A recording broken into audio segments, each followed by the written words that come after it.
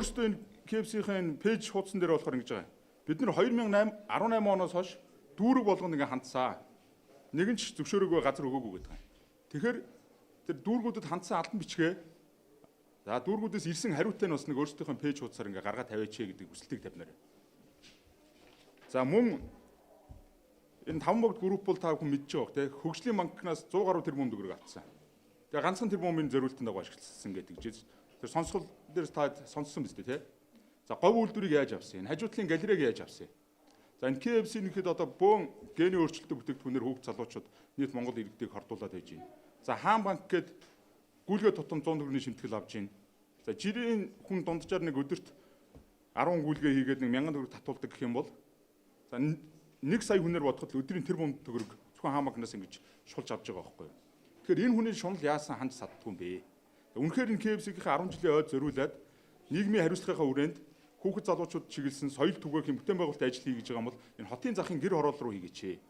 Энэ 1.1 га гэдэг бол нэг дунджаар 20 айлын газар юм билээ. 0.7-оор тийм ээ. Тэгэхээр 20 нүхэн жорлон 20 яндан байхгүй болох боломж байна. Тэгээ гэр хороололд соёл түгээх боломж байна. Үнэхээр нийгмийн хариуцлагынхаа хүрээнд юм хийх гэдэг бол тэр 20 нүхэн жорлон 20 яндан байхгүй болоод гэр хороол соёлыг түгээгч гэж одоо 5 богдын захирал Баатар сайханд хэлмээр байна.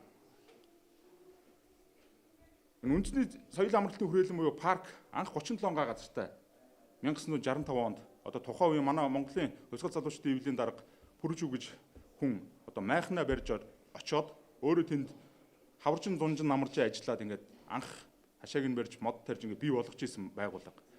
Цэцэрлэг түрээлэнг бас одоо энэ улсын хурлын гишүүн Саран Чимэг анхны дараагаар нь ажиллаад энэ 975 га дээр ингээд ногоон байгууламжийн ажлыг амжилттай эхлүүлсэн. Уул нь суурин сайхан явж исэн. Одоо тэгэхээр энэ бол ногоон байгууламж зүлэг буцааг ургасан. Тэгээ явган хүний зам, дугуйн замтай яг ийм л орчноор нь тийм л байгууламжаар нь үлдээмээр байна. Та бүхэн бүгд үр хүүхдтэй үсттэй. Улаанбаатарт одоо энэ агаарын хурал тоос гэл олон асуудал байна. Бид нэр цэцэрлэг түрээлэнд авч очиж одоо хүүхдүүдэд агаарладаг штэ. Тэгэхээр энэ дээр та бүхэн бас дуу хоолойгоо хүргээч гэж хүсмээр байна. За өнөөдөр хэвлэлийн хурал дээр бас олон залуучууд нэгддийгээд өчигдөр холбогдсон. Тэгсэн тэгээ өнөөдөр бүгд утсаа авахгүй ингээд алга болцоогож ингээд эхнээс нь тэдний нөлөөлөл явж байгаа үз. Удахгүй та хэд дээр ч бас нөлөөлөл ирэх үз. Та хэдийг одоо дамжуулахгүй, мэдээ гаргуулахгүй байх нөлөөллүүд ирэх баг. Тэгэхээр нийт ард иргэд хэвлэлийнхэн маань энэ дээр онцгой анхаармаар байна. Үр хүүхдээ бодож байгаа бол улс их орноо бодож байгаа бол Монгол улс түүхэндээ хоёрхан хийсэн үндэсний хэмжээний ногоон байгууламжийг хоёулангийн ингээ одоо устгах байхгүй болох аюулд орох гэдэг шүү дээ. Одоо энэ үндэсний цэцэрлэг түрээлэн яг энэ паркийн загвараар одоо ингэ том компаниуд орж тэнд бүтээн байгуулалт өөрсдийн нэрийн газар гэж хийгээд тэрийгэ дараа нь арчлан цэвэрлэн тордно гээд өөрсдөө офсоо барьж суугаад тэгээд удахгүй дараа нь ахаад нэг нийслэлийн иргэдийн төлөвчний шийдвэрээр хамтарсан ХКК болгоол тастал авах. Яг л ийм загвар харагдаад байгаа байхгүй. Тэгэхээр энэ дээр та бүхнийг одоо нэгдэж дуураач гэдэг хүсэлтийг тавьж байгаа.